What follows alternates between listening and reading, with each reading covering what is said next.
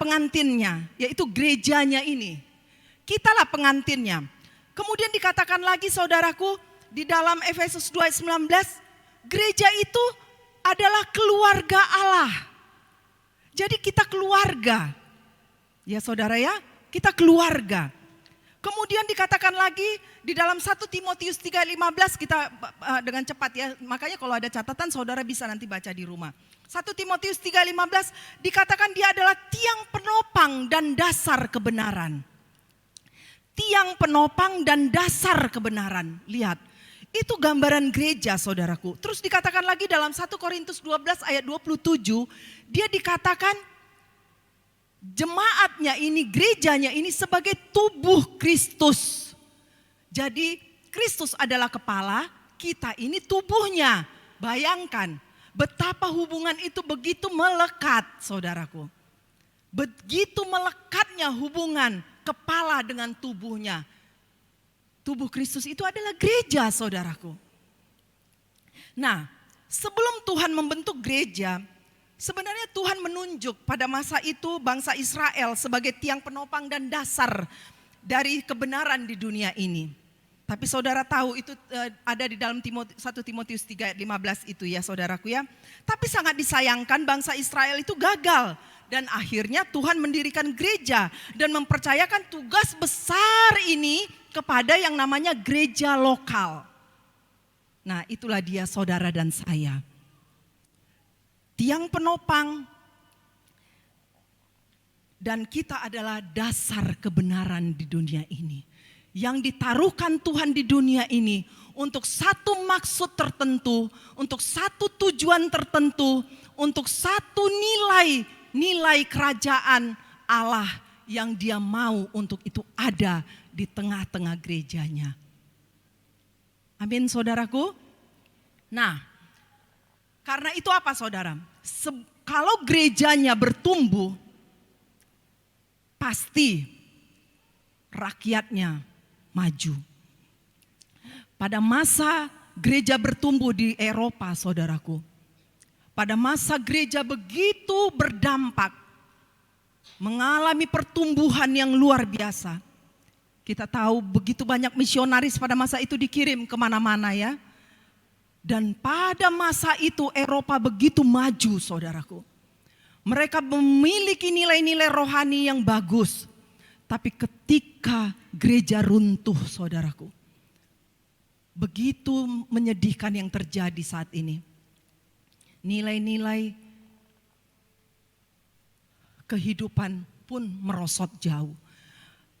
Pada abad 19 dan 20 saudaraku, Amerika mengalami kemajuan yang sangat pesat. Mereka hidup di atas dasar kebenaran. Tapi apa yang terjadi? Ketika itu sudah tidak ada lagi. Nilai-nilai itu akhirnya runtuh. Dan mereka masuk dalam moralitas yang juga hancur saudaraku. Karena itu saudara, gereja itu sangat berperan. Gereja itu sangat penting sesungguhnya. Gereja itu memang ditetapkan oleh Yesus Kristus ada di tengah-tengah dunia ini. Untuk menunjukkan saudaraku, bahwa dia hadir dan dia akan memakai gerejanya untuk tujuannya. Saudaraku, sebuah gereja dalam satu kumpulan yaitu eklesia menjadi kumpulan orang-orang yang percaya, dan dari sini Tuhan akan pakai lagi keluar untuk menarik orang-orang yang tidak percaya. Itu adalah misinya Tuhan Yesus saudara. Dan setiap kita harus mengerti pentingnya ini. Sayang sekali kalau kita menjadi anak-anak jalanan saudara. Saudara tahu anak jalanan, dia punya orang tua, benar gak? Dia punya orang tua gak itu anak jalanan? Tapi dia tidak tinggal di rumahnya, benar gak? Ya, kita sedang masuk melayani anak jalanan. Coba tanya, mereka punya orang tua. Sama seperti kita saudaraku, jangan kita menjadi anak jalanan rohani. Kita punya bapa, tapi kita tidak punya rumah rohani saudara. Jangan karena banyak kekecewaan, Saya tidak katakan gereja belum sempurna, saudaraku. Saya katakan pada hari ini, saya katakan sungguh-sungguh, masih banyak gereja yang belum sempurna. Dan bahkan mungkin belum ada gereja yang sempurna, saudara. Tapi ingat, Tuhan tidak pernah membatalkan rencananya atas gerejanya. Kekecewaan itu menjadi pilihan kita. Kita mau kecewa, atau kita mau terus berjalan di dalam rencananya. Tapi satu kebenaran yang tidak akan pernah kita lupakan. Tuhan masih menetapkan gerejanya menjadi alatnya, saudaraku. Dari dulu sudah banyak kecewa ya saudaraku ya. Tapi gereja masih tetap ada, benar gak? Gereja masih tetap eksis. Artinya apa? Tuhan sedang betul-betul mau memakai rancangan Dia yang sempurna, yang terbaik, yang sudah Dia siapkan. Dia memakai gerejanya untuk tujuannya, saudara. Saudaraku, mungkin kita katakan pada hari ini. Jadi apa pentingnya? Apa pentingnya gereja itu? Kenapa aku harus memiliki satu rumah rohani yang betul-betul aku ada tercatat di sana? Kenapa harus ada komitmen? Kenapa harus ada penyerahan diri? Saudara, kita belajar dari jemaat yang mula-mula. Mari sama-sama kita buka dari Kisah 2 ayat 41 sampai 47. Kita akan baca bergantian. Nanti saya akan jelaskan satu demi satu ayat ini, saudaraku. Kisah 2 ayat 41 sampai 47. Cara hidup jemaat yang pertama. Silakan ditampilkan ya.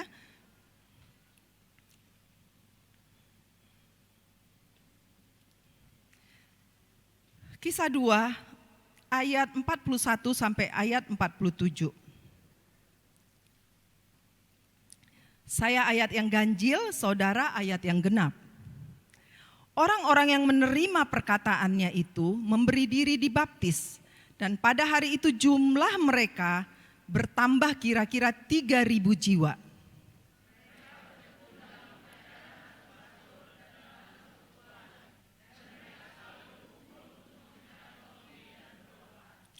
Maka ketakutanlah mereka semua, sedang rasul-rasul itu mengadakan banyak mujizat dan tanda.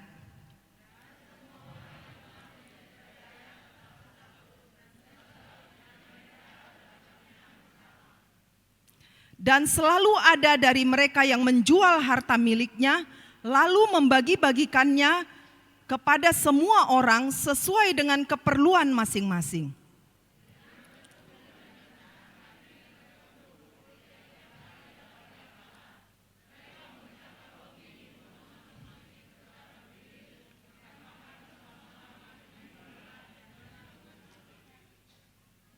Sambil memuji Allah dan mereka disukai semua orang dan tiap-tiap hari Tuhan menambah jumlah mereka dengan orang yang diselamatkan.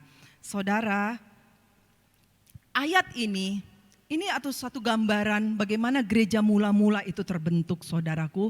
Pada masa ketika Yesus naik ke surga dan ada 120 orang yang terpilih pada saat itu untuk memulai menantikan turunnya Roh Kudus. Dan ini pada waktu Kisah 2 ini bercerita ketika Petrus, saudaraku, seperti mengadakan KKR gitu ya saudara ya. Dan pada waktu itu dikatakan dari mulai ayat 41 coba tampilkan ya saudara ya. Ayat 41 dikatakan orang-orang menerima perkataannya itu memberi diri dibaptis dan pada hari itu jumlah mereka bertambah kira-kira 3.000 jiwa. Sehingga mereka kira-kira lah jumlah mereka pada masa itu menjadi kurang lebih ya ini saudara ya 3.120 orang. Nah, jadi begitulah yang terjadi. Saudara lihat di sini. Inilah cara hidup jemaat yang pertama. Mereka itu saudara, ayat 41 dikatakan jumlah mereka itu bertambah. Mereka memberi diri dibaptis.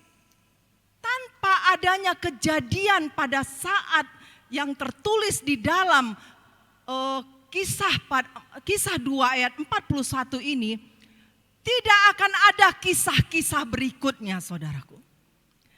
Tanpa adanya bagaimana mereka saat itu mengalami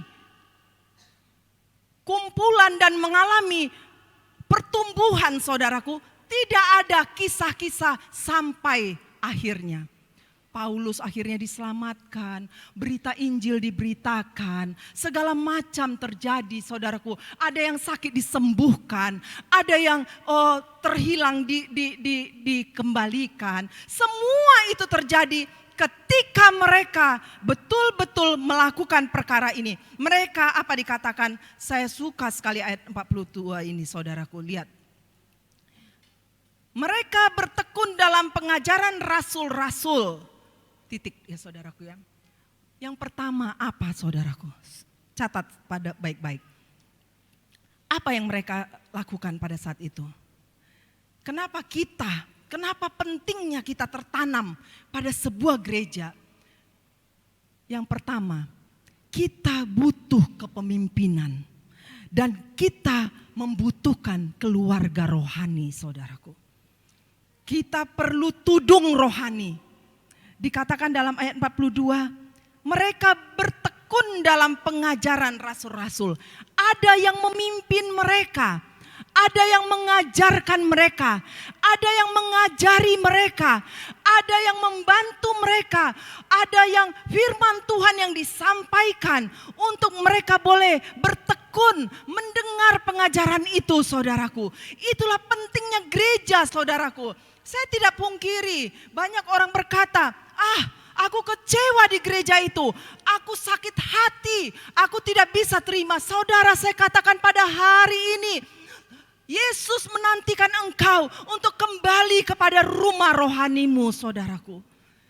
Karena apa? Engkau membutuhkan tudung rohani. Engkau butuh pemimpin secara rohani. Engkau membutuhkan keluarga rohani di dunia ini.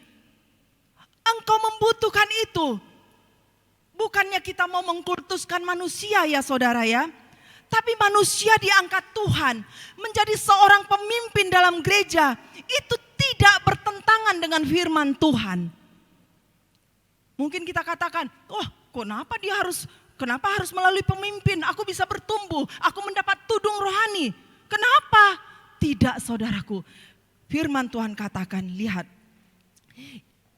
Mungkin satu-satu ini kita buka, enggak apa-apa saudaraku ya, biar lebih dalam. Ibrani 13 ayat 7. Coba mari kita sama-sama baca. Ibrani 13 ayat 7.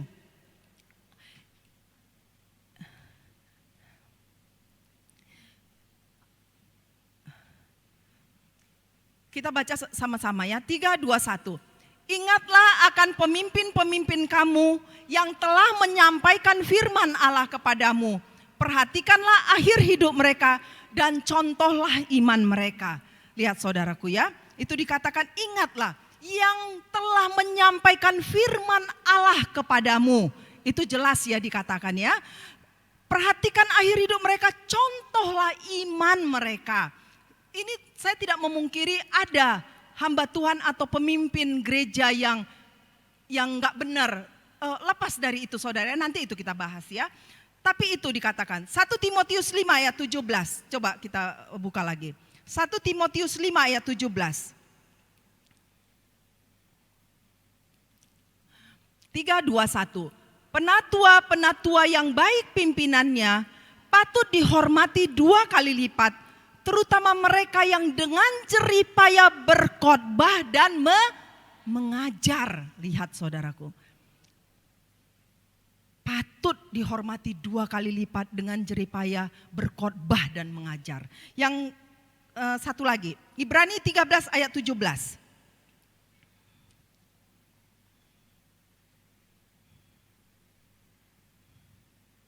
Sudah? 3, 2, 1. Taatilah pemimpin-pemimpinmu dan tunduklah kepada mereka, sebab mereka berjaga-jaga atas jiwamu sebagai orang-orang yang harus bertanggung jawab atasnya.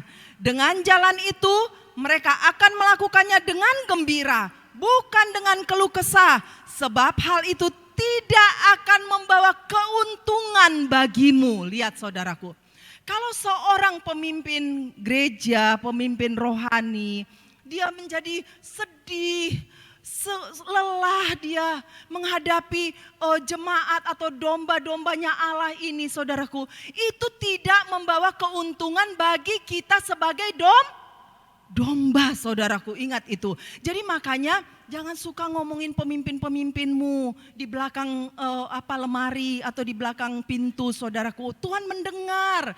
Saya bukan karena sebagai pemimpin rohani menyatakan ini, tapi saya berbicara sebagai domba, saudaraku. Saya juga pernah kecewa sama pemimpin saya, saudaraku ya. Karena saya juga seorang domba. Saya ini seorang domba juga. Tapi di dalam kekecewaan itu kita harus percaya, saudaraku. Kita membutuhkan sebuah tudung. Di mana tudung itu adalah karunia Tuhan bagi hidup kita, saudara. Lihat, itu firman Tuhan katakan. Oleh karena itu, memang dari sisi pemimpin, tidak sedikit pemimpin rohani yang bersalah dalam Tuhan. Ada beberapa orang jadi trauma. Tapi seperti uang palsu, saudaraku, banyak beredar, bukan berarti nggak ada uang asli. Betul, saudara? Ada banyak perceraian, tapi tidak berarti ada keluarga yang bahagia, yang langgeng sampai kematian memisahkan. Betul?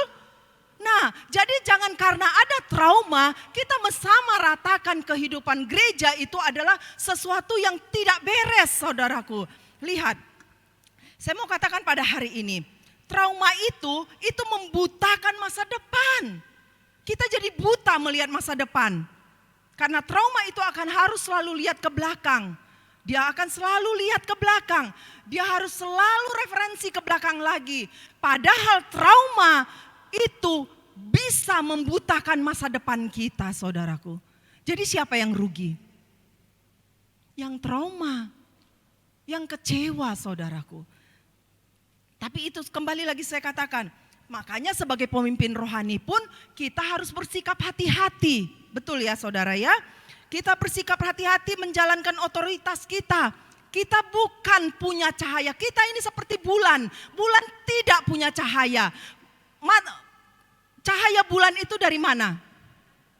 Dari matahari. Jadi kita juga seperti itu sebagai pemimpin-pemimpin yang dipilih oleh Tuhan, dipakai oleh Tuhan. Kita ini hanya alatnya.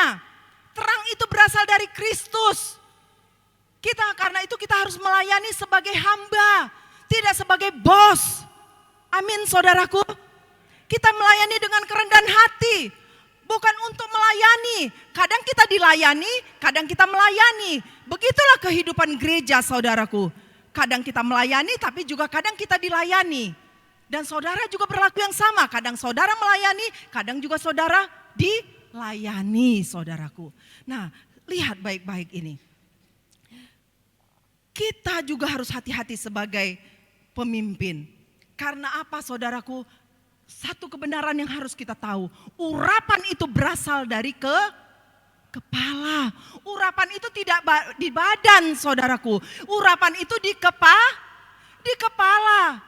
Karena itu sebagai hamba-hambanya, sebagai pemimpin-pemimpin rohani juga harus benar-benar memiliki urapan yang dia jaga yang berasal daripada Tuhan. Karena urapan itu ada di kepala. Kalau tudungnya baik, semua menjadi tertanam menjadi baik, saudaraku. Semua menjadi indah. Kita punya pilihan, saudaraku, tadi saya katakan. Kita punya pilihan.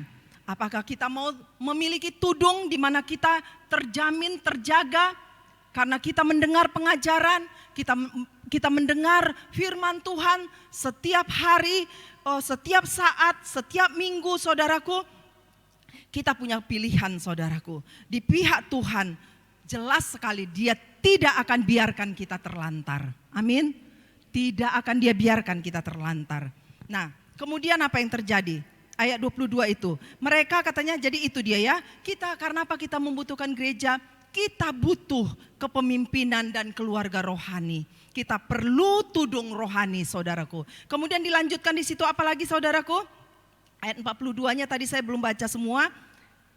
Mereka bertekun dalam pengajaran rasul-rasul dan dalam persekutuan. Dan mereka selalu berkumpul untuk memecahkan roti dan berdoa. Lihat, saudaraku. Persekutuan di sini berbicara tentang family. tentang hubungan family yang akrab, yang solid, yang intimacy saudaraku ya, yang intim, yang kita kenal sebagai keluarga. Mengenal seperti dia mengenal diri dia saudaraku ya. Dan dalam satu keluarga itu kita tahu namanya, bagaimana satu keintiman ini dikatakan begini saudaraku. Mengenal orang itu lebih dalam, berusaha mengetahui tentang kita. Berusaha mengetahui siapa dia. Apalagi namanya ya saudaraku ya. Bukan berarti saya harus tahu nama saudara satu-satu. Tapi minimal di dalam gereja, pertemuan ini bukan hanya sekedar pertemuan. Karena misalnya, oh dia dulu teman sekolah saya. Oh dia dulu tetangga saya. Tidak saudaraku. Terjalin satu hubungan di mana yang satu dengan yang lain itu begitu dekatnya. Begitu mengerti keberadaan kawannya, begitu mengerti kondisinya. Jadi bukan berarti semua saya harus tahu, tidak satu pemimpin. Ya mungkin makanya itu dia, ada satu pemimpin atau satu keluarga yang dekat. Misalnya Ibu Ratna, dia itu dekat sekali misalnya sama Ibu Merlina ya. Terus dia begitu akrab, dia tahu beban Ibu Merlina, dia tahu ketika Bu Merlina sedih, atau juga Ibu juga begitu terhadap Ibu Ratna gitu ya. Kalian sering cerita, kalian saling memuatkan, kalian saling waktu punya pergumulan pun kalian saling memberitahukan. Nah itulah dia gereja saudaraku, itu harus terjadi di tengah-tengah kita, gerejanya sebagai persekutuan. Itulah dia namanya persekutuan. Bukan sekedar makan dan minum. Tapi memang kita memiliki keakraban. Kita memiliki kedekatan. Kita kenal siapa itu. Kita kenal namanya, kita tahu namanya. Kita mengenal persoalan hidupnya. Kita tahu kondisi dia saudaraku. Sehingga dari situ dibangun hari lepas hari kekuatan bersama sebagai keluarga Allah. Itulah sebabnya ada rayon saudaraku ya. Kalau saudara di rayon juga bisa saling mengenal orang ini. Saling akrab, makanya jangan ngomongin ya misalnya siapa tuh kawannya hanya itu aja tuh. Kalau aku lihat ya Lucida itu ya, Ibu Lucida itu hanya sama Ibu Helen aja. Terus nanti mereka di Facebook itu hanya dia lagi, siapa lagi adik, siapa Ibu Esther, mereka aja yang itu. Sama kami dia, jangan cemburu saudaraku. Karena itulah dia persekutuan saudaraku. Ketika Ibu Posma mungkin sama siapa ya, dia sama ibu itu aja kerja Ibu Alin aja. Di mana-mana sama Ibu Pastor aja. Di Facebook pun asik-asik ketemu dan mereka lagi. Jangan cemburu saudaraku. Semua kita dibangun dalam sebuah keluarga Allah. Amin saudaraku, masing-masing kita dibangun untuk menjadi sebuah keluarga Allah yang solid, yang kuat, yang saling mengasihi. Di mana dari situ bukan muncul akhirnya jadi duniawi, jadi akhirnya tidak jelas kemana. Tidak, tapi dibangun dari situ adalah pertumbuhan rohani. Mungkin saudara bisa pakai ajang makan-makan, mungkin bisa jadi ajang pakai kalau misalnya harus memakai lagu-lagu alus ya, apa lagi? Tunggu, saya susah ngingat lagu ini ya. Andaikan kau datang kembali. Ibu pastor duniawi. Aduh gimana ini? Udah gawat ini. Saudaraku, jangan takut saudaraku. Yang perlu kita punya nilai rohani di dalam hidup kita. Dan itu ketika itu kita pakai untuk sesuatu penjangkauan, untuk bagaimana misi Kristus bagi gerejanya itu terjadi saudaraku. Enggak apa-apa, yang penting saudara jangan juga terlena. Akhirnya apa? Si itu aja yang dinyanyikan. Sedikit galau bukan datang sama Tuhan, tapi datang, oh nasib, bagaimana nasibku, hancurnya hidupku. Akhirnya lagu-lagu gitu. Tidak saudaraku, jangan itu jadikan dasar imanmu, tidak. Tapi kalau itu tidak kau jadikan dasar imanmu, enggak apa-apa kau nyanyi itu juga saudaraku. Jangan terlalu takut untuk apa? Untuk bisa dipakai. berkonteks menjadi alat Tuhan di dalam gerejanya saudara. Kecuali saudara lagi persiapkan lagu apa? Ibadah raya, latihan. Tiba-tiba saudara datanglah Ibu Helen, diambilnya mic terus dia nyanyi. Cinta tapi mesra, lagu ya udah nggak boleh itu saudara ya. Jadi ada kontennya ya, ada kontennya, ada saatnya saudaraku. Bisa mengerti saudara? Itulah dia gereja, gereja yang berkonteks, gereja yang bertumbuh saudaraku. Nah memang kita yang memilih saudaraku, kita yang memilih. Dikatakan kan ya, memang kitalah yang memilih untuk bergereja di mana. Itu betul-betul keputusan kita. Tapi saya mau katakan pada hari ini, tapi ingat, Tuhanlah yang menuntunnya saudaraku. Tuhan yang menuntunnya. Memang keputusan itu ada pada kita, tapi Tuhanlah yang menuntunnya. Kita ke gereja mana? Ketika kau melihat dalam satu gereja, visi yang Tuhan taruhkan pada gereja itu, jangan kau ragu saudaraku. Tuhan akan menuntunnya. Dalam Mazmur 23 dikatakan, Tuhan adalah gembalaku, kurangan aku. Nyanyikan coba. Dia aku di padang yang berumput hijau. Ia bimbingku ke air yang tenang, dia menyegarkan jiwaku.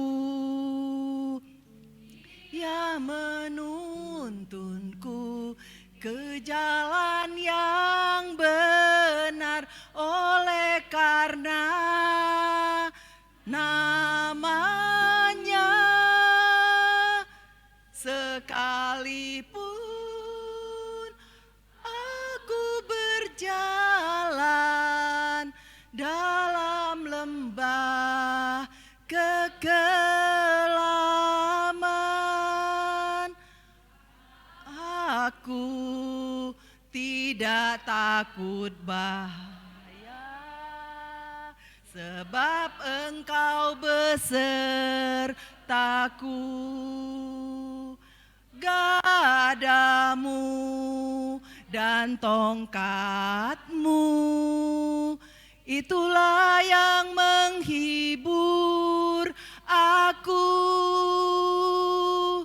Ia menyediakan hidangan bagiku di hadapan semua lawanku. Engkau mengurapi aku dengan minyak, pialaku penuh melimpah. Kebajikan dan kemurahan mengikutku seumur hidupku,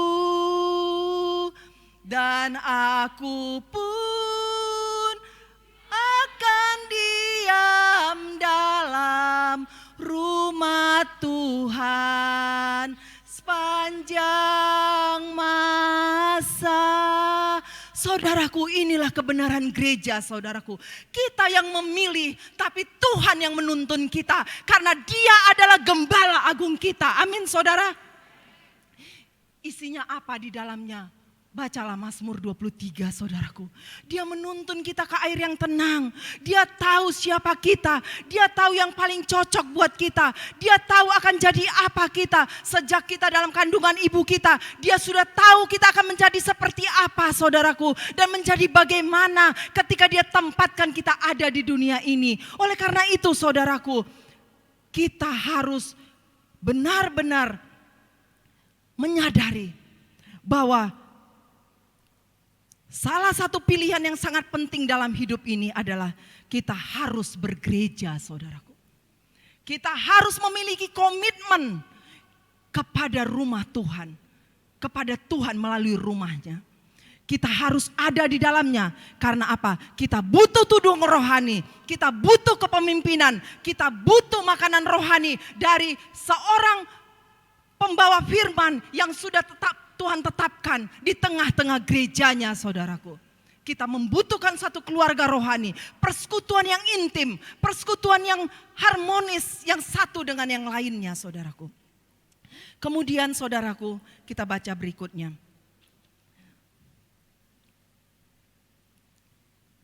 Ayat 43. Saya bacakan.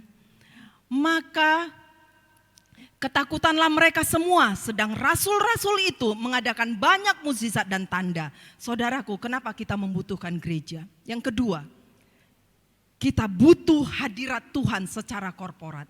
Dikatakan di dalam ayat ini, saudaraku, maka ketakutanlah mereka. Artinya apa? Sebenarnya dalam bahasa Inggrisnya terjemahnya, maka mereka memiliki rasa takjub, kekaguman, merasakan satu kekaguman. Artinya apa, saudaraku? Kita membutuhkan hadirat Tuhan di dalam kebersamaan. Kita membutuhkan hadirat Tuhan secara korporat. Itulah sebabnya, saudaraku, saya tidak katakan hari ini, itulah sebabnya Tuhan suka sekali kepada pertemuan-pertemuan ibadah yang dilakukan oleh anak-anaknya. Mungkin saudara berkata, bukankah tidak ada juga hadirat Tuhan di ruang doaku? Aku juga bisa kok di rumah sendiri, tinggal buka channel, tinggal buka itu, bisa hadirat Tuhan. Tapi saya mau katakan pada hari ini, firman Tuhan tidak pernah bertentangan. Dia katakan di dalam firman-Nya, bahwa di mana 2 atau 3 orang berkumpul dalam namaku, di situ aku ada di tengah-tengah mereka. Apakah Tuhan sedang meniadakan firman-Nya? Kenapa? Tuhan Maha Hadir. Tuhan Maha Hadir. Dia ada di mana-mana. Dia bergerak di mana-mana. Kenapa boleh dikatakan ada pengurapan khusus, ada hadirat Tuhan secara korporat? Betul, saudaraku. Karena apa, saudara? Di sini diperlukan penundukan diri dan komitmen. Karena dia tahu sifat manusia itu adalah liar sesungguhnya. Dia tahu manusia itu sesungguhnya liar, tidak suka diatur. Betul, saudaraku. Sifat dasar manusia adalah tidak suka diatur. Tapi Tuhan tahu kodrat manusia. Sehingga dia buat gerejanya, di mana di situ ada komitmen dan penundukan diri. Tapi sering orang berkata, apalagi dia udah kecewa, aku bisa dengar sendiri di rumah. Aku bisa berdiri, aku bisa tanpa gereja. Aku gak suka pada gereja itu. Tapi saudaraku, hari ini mau saya katakan, percayalah. Karena orang demikian, ketika dia sudah terbiasa dengan iman dan rohani yang sesuka-sukanya, tidak ada penundukan diri dan komitmen. Akhirnya saudaraku, dia akan terima firman Tuhan sesuai dengan suka-sukanya saja. Dalam pertemuan korporat saya katakan sekali lagi, ada berkat Tuhan, yaitu pertumbuhan rohani yang adikodrati, saudaraku. Artinya apa? Pertemuan dengan Tuhan yang tidak bisa dipalsukan. Ada berkat yang khusus yang dia berikan. Saudara ingat lagu, saat kami berkumpul rohmu bekerja, ajar kami memuliakan namamu. Saat hati kami mulai menyembah, berkat-Mu atas kami Tuhan, berkat-Mu atas kami.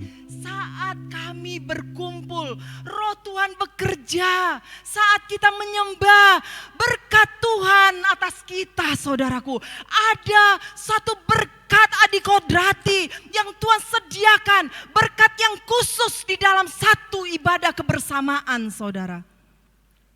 Makanya kita bersyukur sekali kepada Tuhan. Pada saat pandemi kemarin, kita bukan mau menantang Tuhan sesungguhnya dengan semua keberadaan itu. Tapi kita benar-benar masuk dalam satu ibadah bersama-sama saudaraku. Dan itu begitu indah, itu begitu mulia saudaraku. Kita merasakan satu berkat yang berbeda saudara. Ketika kita ada di depan TV atau di depan HP saudaraku untuk kita ibadah. Betul saudara, karena betul Tuhan menyediakan bagi gerejanya ketika satu perkumpulan saudara. Ada satu rasa takjub yang berbeda. Itu yang dirasakan oleh jemaat mula-mula. Ketika mereka berkumpul, mereka ketakutan katanya. Mereka takjub, mereka melihat mujizat. Mereka mendengar pengajaran rasul-rasul. Mereka mendapatkan banyak tanda. Mereka semakin percaya kepada Tuhan. Mereka semakin dikuatkan. Mereka semakin digairahkan. Sehingga Injil tersebar kemana-mana. Melalui orang-orang yang sudah Tuhan tetapkan pada masa itu saudara. Amin saudaraku. Jadi kita butuh hadirat Tuhan secara korporat. Itulah gunanya kita bergereja. Karena itu saudaraku, ini penting dalam pertumbuhan rohani kita. Berkat ini bukan berkat yang palsu, tapi berkat yang nyata, yang akan kita terima ketika kita sungguh-sungguh bertekun menjalaninya. Ayat 46 saudaraku, kita baca. Nah ini, dan semua orang yang ayat 44 dulu ya, dan semua orang yang telah menjadi percaya tetap bersatu dan segala kepunyaan mereka adalah kepunyaan bersama. Dan selalu ada dari mereka yang menjual harta miliknya, lalu membagi-bagikannya kepada semua orang sesuai dengan keperluan masing-masing. Lihat saudaraku, inilah akhirnya terjadi di dalam satu gereja yang bersehati, yang bersekutu, yang hidup akrab. Akan terjadi itu, memiliki belas kasihan, tidak egois, tidak pelit lagi. Dia akan bertumbuh, dia akan peka kepada keadaan sekelilingnya. Dia akan cepat menangis melihat orang-orang yang menderita. Dia tidak bisa lagi menginjak-injak menginjak-injak orang lain. Dia tidak bisa lagi hidup merendahkan orang lain. Karena apa saudaraku? Itulah atmosfer yang dibangun di dalam gereja Tuhan saudaraku. Itulah atmosfer yang harusnya terjadi di dalam gereja Tuhan.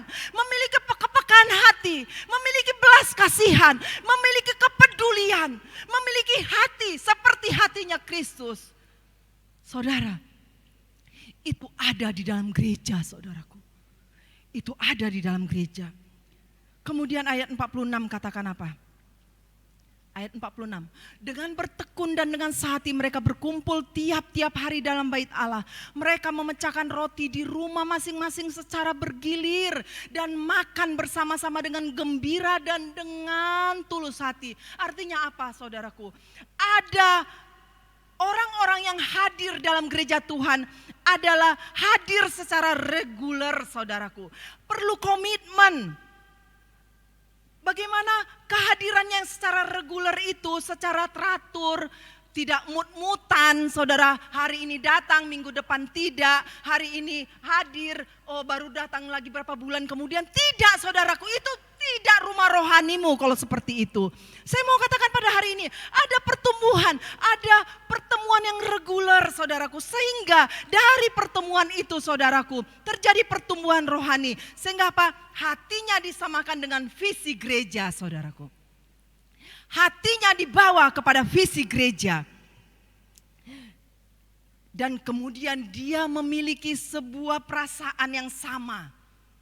Jadi harusnya kita ini memiliki perasaan yang sama saudaraku. Karena kita memiliki visi yang sama. Jadi jangan ada curiga di antara kita saudaraku. Ya, jangan ada iri di antara kita juga, jangan. Karena apa saudaraku? Kita sedang dibawa. Seorang yang betul-betul dibawa kepada sebuah komitmen saudaraku. Mereka harus punya komitmen. Gimana di sana akhirnya kita dimuridkan. Kita diajar melayani, betul saudara? Ada enggak yang datang beberapa tahun yang lalu sekarang dia sudah melayani. Wah puji Tuhan ya saudaraku ya. Ada juga yang sudah melayani sekarang tidak melayani lagi. Ayolah melayani lagi. Kita bersama-sama berjalan pada visi yang Tuhan berikan saudaraku. Terus ada yang kita diajar saling bertumbuh, kita diajar saling berbagi. Saya percaya saudaraku, dapur umum jalinan kasih pasti bergerak karena visi Tuhan. Amin saudaraku. Karena itu ada di hati Tuhan saudaraku. Itu contohnya saudara. Itu contoh. Berarti kita memiliki saudara-saudara yang memiliki hati kepada kaum papa, kepada kaum yang lapar, kepada anak jalanan, orang miskin saudaraku. Itu akan dibawa Tuhan dalam gerejanya pada masing-masing panggilan. Indah enggak saudaraku? Kita akan jadi berbuah. Kemudian itu tadi yang pertama tadi ya saudaraku, pentingnya gereja tadi, kita butuh tudung rohani, kita butuh rumah rohani, keluarga rohani, kita butuh kepemimpinan. Yang kedua saudaraku tadi, kita butuh hadirat Tuhan secara korporat saudaraku. Kita membutuhkan itu sebagai gereja Tuhan. Karena akan ada rupa-rupa karunia, ada diakonia, ada pendoa, ada penginjil. Macam-macam saudaraku akan dipanggil Tuhan kepada masing-masing panggilannya. Semua teratur menjadi satu organisasi Kristus saudaraku. Mereka akan jadi karunia bagi orang lain. Kita akan menjadi karunia bagi orang lain. Kita saling mendoakan. Kalau ada yang mundur, 99 orang yang akan mencarinya. Tidak cuek saudaraku. Amin. Itulah gereja saudara. Kecuali orang itu tidak mau. Makanya saya katakan, ayo kita bergerak bersama-sama. Karena gereja itu sesungguhnya berkat bagi dunia ini saudaraku. Betul? Berkat yang Tuhan sediakan bagi dunia ini. Tapi sayang sekali banyak orang lari dari gereja. Banyak orang tidak mau komitmen dalam satu visi yang Tuhan berikan dalam hidupnya. Banyak orang lari dari tuntunan Tuhan. Dia membuat pilihan sendiri. Padahal tuntunan Tuhan itu jelas membawakan kita kepada masa depan yang penuh pengharapan. Ke air yang tenang. Tapi memang rawan saudaraku. Untuk kita juga disakiti di dalam gereja. Karena apa saudaraku? Karena memang yang akan mengasah kita itu sesama kita. Betul saudara? Firman Tuhan katakan besi menajamkan besi, manusia ditajamkan oleh sesamanya. Akan terjadi gesekan, akan terjadi ketidakpuasan, sakit hati. Akan terjadi pikiran-pikiran yang tidak baik. Tapi saya katakan gereja masih ada sampai saat ini. Itu tandanya Tuhan mau memulihkan gerejanya dan memakai gerejanya. Jadi jangan lari saudaraku. Jangan sakit hati, jangan kecewa, jangan trauma saudaraku. Itu akan membutakan masa depanmu. Itu akan membuat masa depanmu kabur. Jangan puas saudaraku, kalau hari ini kau mood baru kau datang, besok enggak mood lagi, tidak. Bukan itu arti gereja rumah rohani. Kau harus reguler datang, kau harus teratur, kau harus mendengar pengajaran para pastor-pastor, para pemimpin-pemimpin rohani di mana engkau bergereja saudaraku. Kau harus mendengar itu dengan hati yang teduh dan kau harus memiliki persekutuan dengan saudara-saudaramu. Sehingga kepekaan rohmu terjadi, kepekaan rohani itu bertumbuh hari lepas hari. Kau akan melayani, kau akan dipanggil dalam panggilan khusus. Dan kau akan mendapatkan buah-buah rohani yang mungkin dalam bertahun-tahun perjalanan hidupmu. Ketika engkau menoleh ke belakang, itu menjadi sebuah cerita yang begitu luar biasa saudaraku. Yang akan sampai kepada anak cucumu saudara. Makanya saudaraku, gereja itu saya katakan sesungguhnya berkat bagi dunia ini. Mereka menerima khotbah dari pastornya, mereka makan dari makanan yang sama, dari firman, pelayanan firman Tuhan di gereja. Pesan utama itu saudaraku, kalian boleh makan di mana-mana, kalian boleh melihat makan dari YouTube, kalian bisa makan dari seminar, kalian bisa makan dari mana-mana. Tapi ingatlah saudaraku, pesan utama itu harus datang dari seorang pemimpin di mana engkau bergereja saudaraku. Amin saudara. Dialah pemberi makanmu. Semua akan karena apa saudara? Di dalam gereja kau akan digiring kepada satu visi. Itulah kebenarannya. Itulah kebenarannya. Bagaimana saudaraku firman Tuhan katakan, engkau memiliki pemimpin rohani di mana engkau menghargai dia sebagai pemberi makan bagi jemaatnya. Karena dikatakan firman Tuhan jelas katakan, jika engkau sakit, panggillah penatua, menumpangkan tangan atasmu dan engkau akan sembuh. Artinya apa? Kalau dia jalan-jalan saudara, kalau dia ada di jalanan, dia tidak punya satu komitmen. Dia ada di jalan-jalan, waktu dia sakit siapa yang dipanggilnya? Enggak jelas kan?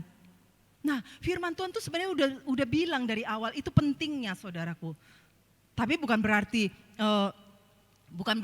apa ya, maksud saya bukan berarti penatua itu kerjanya cuma itu saja, tidak saudaraku. Tapi itulah pentingnya gereja di mata Tuhan bagi jemaatnya di muka bumi ini. Amin saudara. Yang ketiga, kenapa kita perlu gereja? Ayat 47. Sambil memuji Allah dan mereka disukai semua orang. Dan tiap-tiap hari Tuhan menambahkan jumlah mereka dengan orang yang diselamatkan. Lihat saudaraku. Ketiga, kenapa kita harus bergereja? Karena kita butuh dimensi kerajaan Allah melalui visi gereja. Artinya apa? Karena dimensi kerajaan Allah itu Tuhan letakkan pada gereja lokalnya saudaraku. Walaupun gereja saya katakan tadi tidak sempurna, tapi Allah masih berkenan akan gerejanya. Buktinya gereja masih ada sampai sekarang. Kalau kita tidak mau berubah saudaraku, korbannya adalah keturunan kita. Karena apa? Karena kerajaan Allah didistribusikan melalui gerejanya. Kalau kita bicara tentang dimensi kerajaan Allah, itu ada esensinya di dalam gerejanya. Dalam kerajaan Allah ada kasih, ada belas kasihan, ada pengampunan, ada kebaikan, ada kasih mesra. Dimensi kerajaan Allah ada penundukan diri, ada kekuatan, ada kemegahan akan pengenalan akan Tuhan. Dan itu ada saudaraku di dalam gerejanya. Dimensi kerajaan Allah itu ada, Tuhan katakan ada di dalam gerejanya saudaraku. Karena itu kita perlu memiliki sebuah gereja. Saudaraku, kalau engkau belum terdaftar pada satu gereja, hari ini kau mendengar firman ini, kau segera komitmen, kau segera nyatakan dirimu untuk engkau menjadi jemaat yang mau menundukkan diri, mau percaya bahwa Tuhan yang menuntun engkau di dalam rancangannya. Dan kalau engkau sudah lama, kau kadang-kadang iya datang, kadang-kadang tidak, dan kau tidak mau peduli dengan semua apa yang ada dalam gerejanya. Saudara, hari ini saya minta, mari kita datang kepada Tuhan, lembutkan hatimu. Kekecewaan itu adalah pilihan kita. Itu pilihan dalam hidup kita, tapi ingat, trauma dan kekecewaan itu menghambat masa depan kita. Dan yang paling disayangkan, kalau kita tidak mau berubah, korbannya adalah keturunan kita, saudaraku. Anak-anak kita, keturunan kita membutuhkan juga sebuah komitmen, saudaraku. Dan itu akan kita bawa kepada keturunan kita. Itu akan kita bawa dari hidup kita kepada keturunan kita. Mulailah melakukan pemulihan dari hati kita yang pertama, saudaraku. Mari saya ajak. Kalau engkau saat ini sudah ada di dalam gereja Tuhan, tapi engkau tidak melakukan apa-apa, mari bangkit saudaraku. Miliki persekutuan yang indah dengan Tuhan. Dengarkan pengajaran-pengajaran para pastor di mana Tuhan tempatkan engkau. Dengarkan mereka baik-baik dan mulailah bertumbuh di dalam pengenalan itu. Ikutlah engkau dalam persekutuan dengan jemaat Tuhan. Karena kita adalah satu keluarga. Satu keluarga yang benar-benar dipilih oleh Tuhan, dituntun oleh Tuhan. Jangan keraskan hatimu, jangan engkau merasa malas aku lihat gereja itu gini. Udahlah, aku sendiri pun bisanya. Gak datang pun aku persekutuan, gak datang pun aku ini, gak masalah, gak perlu itu. Tidak saudaraku, kau rugi saudara. Karena dari awal Tuhan sudah katakan gereja adalah alatnya saudaraku. Gereja adalah alatnya. Kau membutuhkan dimensi kerajaan Allah. Kau membutuhkan itu melalui gerejanya saudaraku. Itu ada di dalam gerejanya. Itu ada di dalam gerejanya. Mari saudaraku kita berubah. Kita bangkit saudaraku. Kita menyadari, oh gereja itu bukan hanya untuk memakamkan kita ketika kita mati. Tidak saudaraku, tidak. Bukan itu tujuan gereja. Sekalipun Tuhan katakan dia akan menuntun kita sampai akhirnya, betul. Tapi bukan itu tujuan gereja saudaraku. Tujuan gereja, engkau perlu tudung rohani untuk engkau bisa bertumbuh.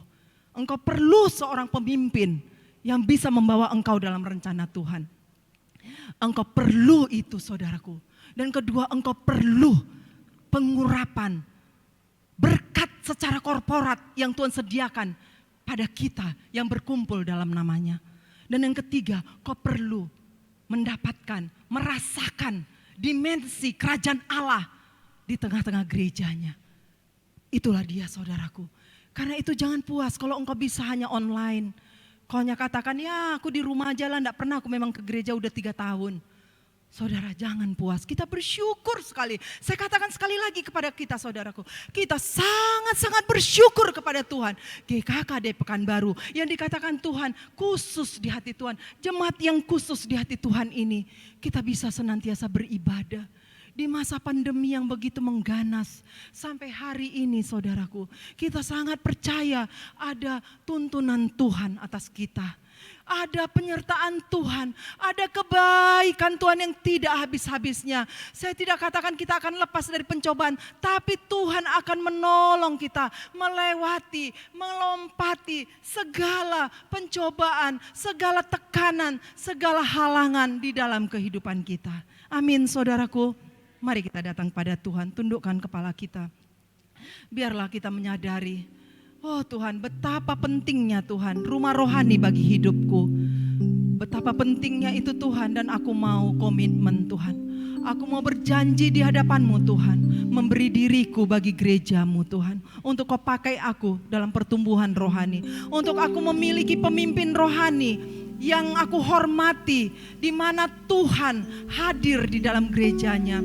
Aku mau memiliki tudung itu, tudung pelindung dalam hidupku, supaya pemimpin-pemimpinku juga tidak menggerutu, tidak sedih, tidak kesal ketika dia mengajari aku. Oh Tuhan Yesus, Tuhan Yesus, Kau ada di tengah-tengah kami Tuhan. Selalu ketika kami berkumpul, Roh-Mu bekerja Tuhan. Selalu ketika kami masuk dalam hadirat-Mu Tuhan, berkat-Mu atas kami Tuhan. Kami ambil itu Tuhan, karena itu sudah Kau sediakan bagi kami. Itu tidak Kau sediakan bagi orang-orang yang di luar Tuhan. Tidak, Kau sediakan bagi kami. Karena itu Bapa, di dalam nama Yesus kami berdoa pada hari ini Tuhan. Biarlah kami memiliki komitmen, memiliki keteguhan hati, bangga di hadapan Tuhan. Karena Engkau menuntun kami kepada visi-Mu Tuhan melalui gereja ini Bapa. Terima kasih Tuhan, terima kasih. Tidak ada sukacita yang lebih besar yang boleh kami rasakan ketika kami Tuhan Kau panggil dalam rencana-Mu Tuhan. Kau selamatkan kami, Kau bangun kami Tuhan.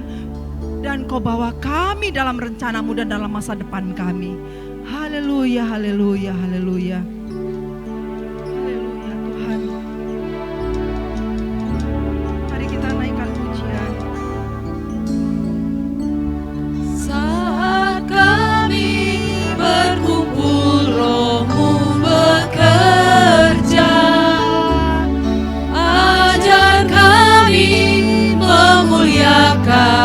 Namamu, bila hati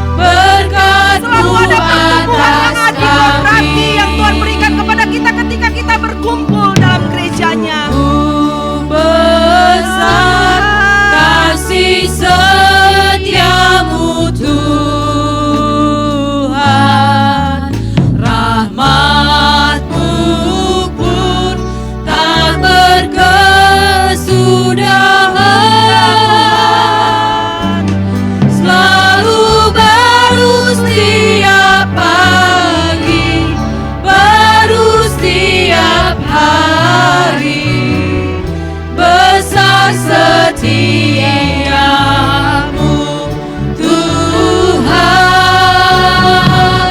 besar setiamu. Kenapa kita penting untuk tertanam pada sebuah gereja, saudaraku? Saya ingatkan kembali pada hari ini, kita butuh kepemimpinan rohani, kita butuh keluarga rohani, kita membutuhkan tudung rohani dalam kehidupan kita. Yang kedua, kita butuh hadirat Tuhan secara korporat, yang boleh kita rasakan ketika kita beribadah bersama-sama di dalam gerejanya, bersama-sama menyembah Dia, bersama-sama memuji Dia, bersama-sama meninggikan namanya. Akan ada berkat Tuhan secara adikodrat yang akan turun kepada kita. Dan kita juga membutuhkan gereja karena kita butuh dimensi kerajaan Allah melalui visi gerejanya, melalui visi gereja yang ditaruhkannya di antara kita, di tengah-tengah kita. Karena itu saudaraku, mari saya katakan sekali lagi, kalau engkau masih ragu-ragu untuk tertanam dalam satu rumah rohani, satu gereja, segera engkau bergabung, mendaftarkan dirimu, nyatakan, aku mau menyerahkan hidupku pada gerejamu Tuhan, karena berkat-Mu ada di dalam gerejamu Tuhan. Gereja di mana engkau menuntun aku. Engkau memang pilihan itu ada padaku, tapi Engkau yang sudah menuntun aku Tuhan, dan aku tahu tuntunanmu itu pasti. Dan kalau engkau sudah tidak sering datang ke gereja, kau merasa gereja hanya sebagai wadah untuk sekali-sekali ketika engkau mood, ketika engkau mau, ketika engkau bisa, kau datang. Saudara, rubahlah paradigmamu pada hari ini. Saudara dan saya sangat dikasihi oleh Tuhan. Saudara dan saya sangat dipandang oleh Tuhan. Dia tidak pernah sedikit pun menolak kita ketika kita kecewa, ketika kita sakit hati, ketika kita trauma. Tapi Dia membuka tangannya lebar-lebar kepada engkau yang kecewa dan trauma, kepada gereja Tuhan. Dia sesungguhnya datang dan memeluk engkau dan merangkul engkau. Dia sesungguhnya bersedia untuk menyembuhkan segala luka dan sakit hatimu. Dia sesungguhnya bisa untuk menghilangkan segala traumamu, karena Dia memiliki masa depan. Dia memiliki masa depanmu, Dia juga memiliki masa depanku. Gereja belum sempurna, tapi gereja masih ada sampai hari ini, karena Tuhan memang tidak pernah membatalkan perkataannya untuk Dia memakai gerejanya sebagai alatnya, sebagai tangannya, sebagai kakinya, sebagai hatinya, sebagai matanya, untuk menjadi sesuatu di tengah-tengah dunia ini. Haleluya, haleluya, haleluya, haleluya. Mari kau datang pada Tuhan.